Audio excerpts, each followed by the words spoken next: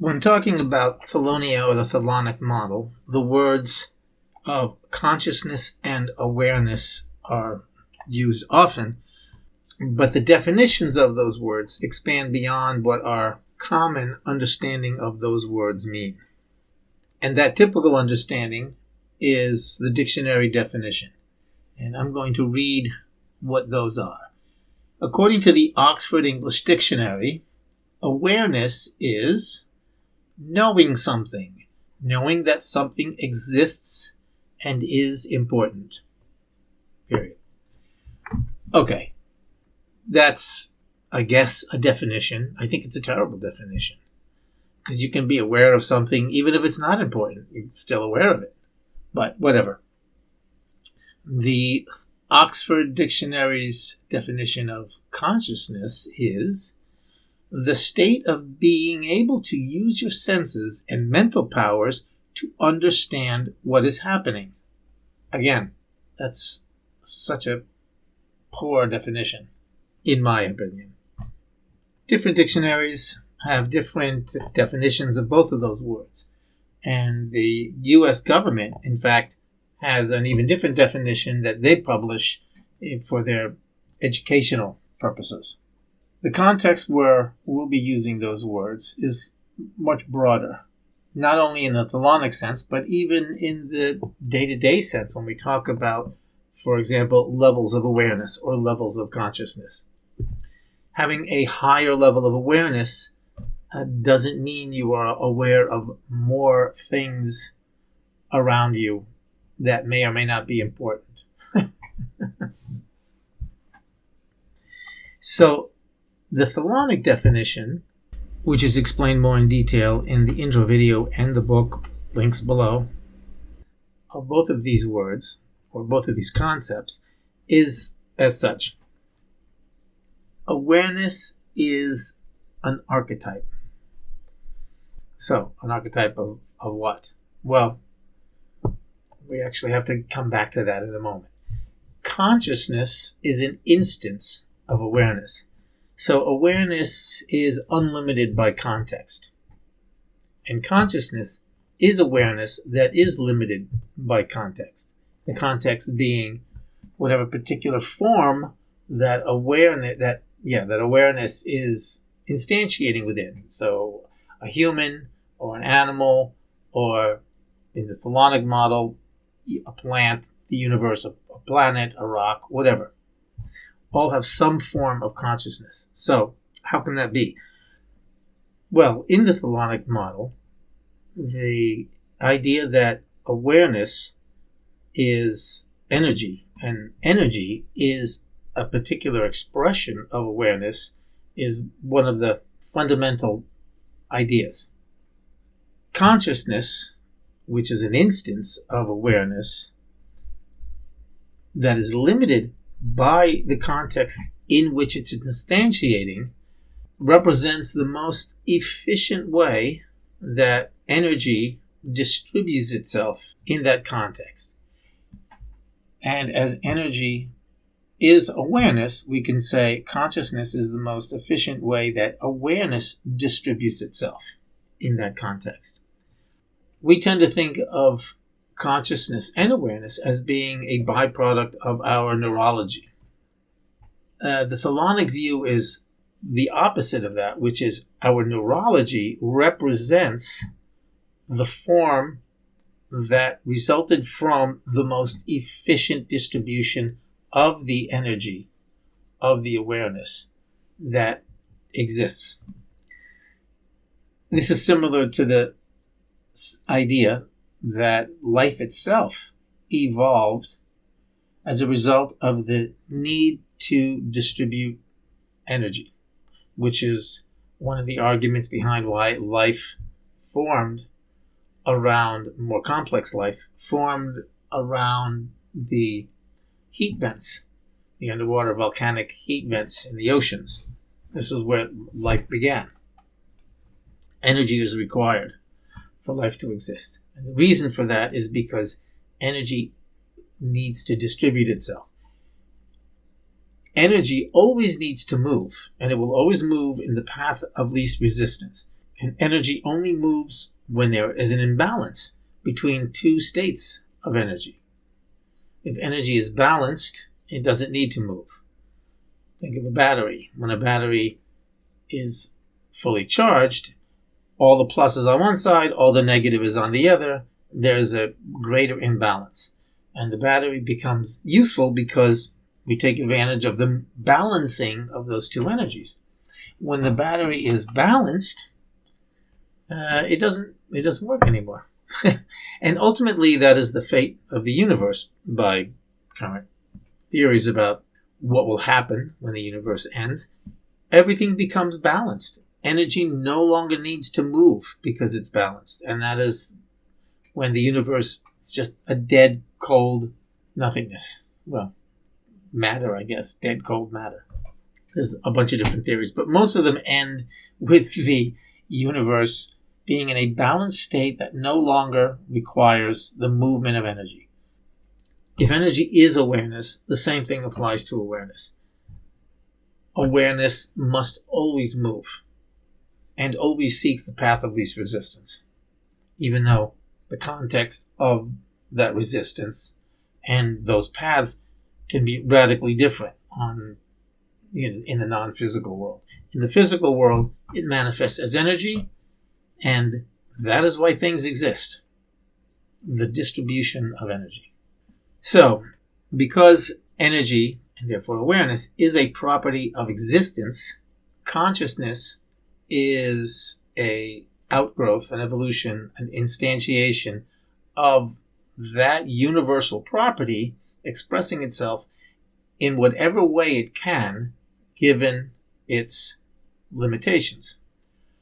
This is why systems become more and more complex, i.e. evolution, because the natural processes of something existing requires that, or results in it constantly improving, optimizing, making more efficient the distribution of energy.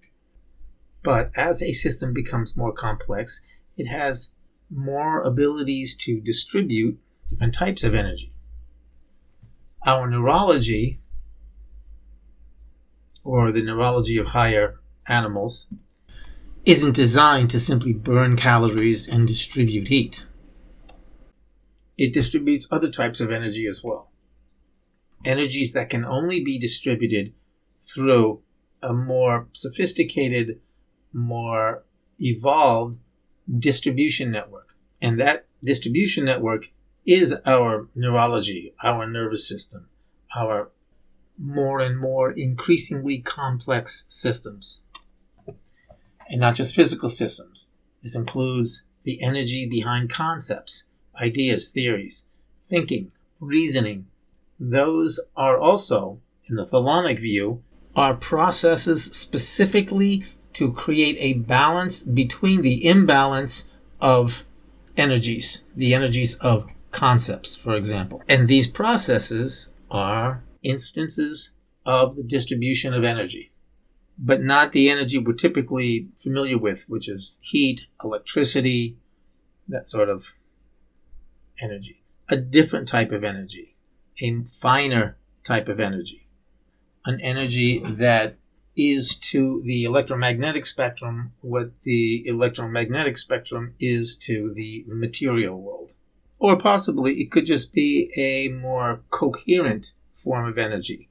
Coherence as in what a laser is to the sun or a light bulb. All of the energy moves in harmony together in one direction, as opposed to a light bulb or the sun where all of the energy moves in all directions all the time. The sun is a very efficient energy distribution system because it sends out its energy in all directions. A laser beam is not a very efficient energy distribution system because it only focuses its energy on one point. It's the opposite of a distribution system. However, it's critical for creating more sophisticated networks of energy distribution. And we actually see coherent energy in plant life and other atomic level processes, because in some cases, the coherent transmission of energy is more efficient for particular processes than just a broad distribution of energy, like a light bulb or the sun. So when we think about consciousness and awareness, one way to think about it is consciousness is our awareness as perceived through our human condition, through our senses, through the reality we interact with, through the limitations of our body, etc., etc. Awareness is our consciousness without those limitations. In a practical sense, when we think about our place in the world or in the universe or our existence in general as a person, we're coming from a place of consciousness. If we transcend that, if we simply become aware of awareness, having nothing to do with whatever condition our existence happens to be taking, simply aware of awareness, that is much closer to the concept of awareness as we're talking about. In that state of awareness, when you are simply aware of awareness, it is not something that is particular to your instance of existence, but it is particular to your existence, period, however that existence happens to manifest. Your ability to understand that is a result of the neurology that evolves as an attempt to understand it. And because understanding is, in the tholonic view, a form of organization, a form of decreasing entropy, decreasing chaos, it is therefore a form of energy distribution, or rather a process of energy distribution. Another way to think about it is awareness, being aware of awareness, is not a state of duality. There is awareness, period. Consciousness is the awareness with relationship to other instances of awareness, which is why we also claim that because intelligence is the result of interaction between instances of awareness, wherever there is consciousness, there is intelligence of some sort.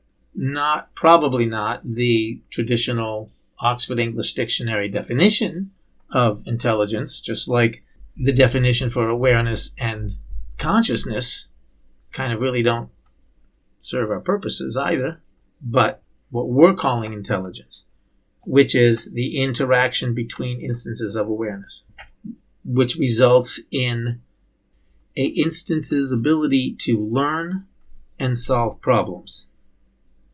And really, the only problem an instance has is to sustain itself. That is the only problem. Everything else maybe is frustrating, but the problem is to continue. Instances that don't learn and solve problems don't have much sustainability. They end.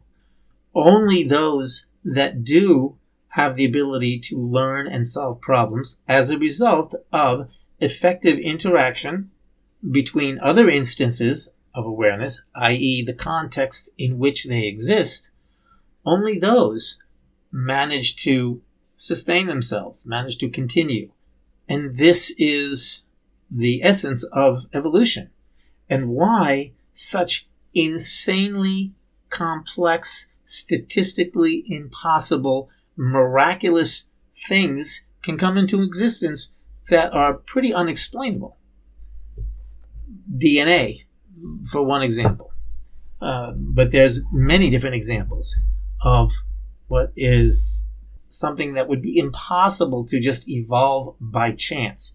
It's not by chance. It is because these systems have an innate intelligence to their existence and have managed to create a sustainable relationship with the other instances that it exists within, that it must integrate with, i.e., its environment. We can spend a lot of time analyzing consciousness, but what can we say about awareness, at least in the way we're defining the word? Actually, very little, even though it implies everything. One thing, and this is, I hesitate to call this a meditation, although it is kind of like a meditation, but it's also a thought experiment, is just imagining yourself, your awareness as a zero-dimensional dot in an infinite nothingness. Now, those three things right there are kind of challenging to imagine. How can we imagine infinite nothingness? How can we imagine a zero-dimensional point? And how can we even identify our awareness? But it's a place to start. And one of the things that kind of becomes apparent in this thought experiment is that awareness really is nothing. It is no thing. It kind of doesn't really exist. In the sense that it doesn't do anything. It doesn't interact with anything. It has no properties. It has no dimensions. There's really nothing you can say about it other than it simply is. And that's exactly why the concept of awareness is the archetype. Essentially, it is the archetype, or perhaps the infinitive form of to be. And everything else, a form of I am. Actually, that's a very good metaphor. Awareness is to be, consciousness is I am. Okay, I think we'll end on that note.